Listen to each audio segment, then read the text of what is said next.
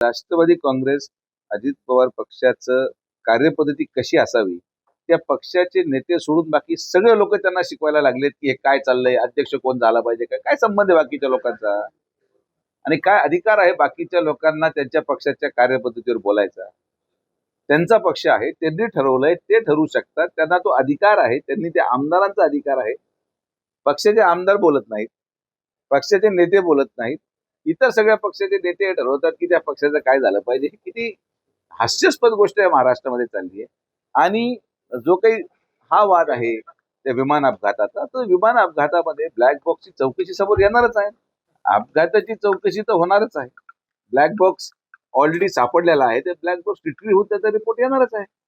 यामध्ये आता या लोकप्रतिनिधी अशा प्रकारचे लूज स्टेटमेंट देतात. मला तर खरं बरं का, हेच मी लोकांना सांगत असतो की योग्य लोक योग्य पदावर पाठवत चला बाबा. तुम्ही असे लोकप्रतिनिधी जर पाठवले तर तुम्हाला काय अपेक्षित असं उत्तर मिळणार. कोणी म्हणणार बॉम्ब लावणारे, कोणी म्हणणार टायर गळून पडलंय, कोणी म्हणते काय झालंय. काय हे निव्वळ मूर्खपणाचे लक्षण आहेत.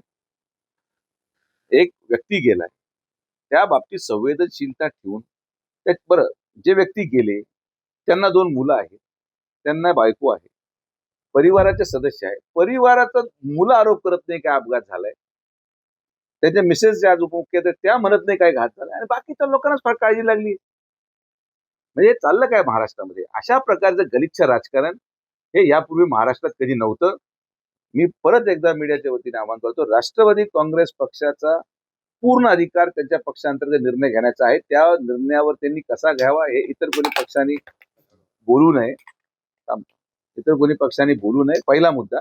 आणि जर अजितदादांवर घात झाला असेल तर त्यावर स्पष्टीकरण आणि बोलणं किंवा त्याची चौकशीची मागणी करायचा पहिला अधिकार परिवारवाल्यांचा आहे. मुलाला नाही वाटत का आपल्या वडिलांचा घात झाला असेल तर चौकशी व्हावी. एखाद्या बायकोला वाटत नसेल की त्यांच्या नवऱ्याचा घात झाला त्याची चौकशी व्हावी. परिवार बाजूला ठेवून हे बाकीचेच लोक पेटून उठलेत. मला कळत नाही काय चाललंय.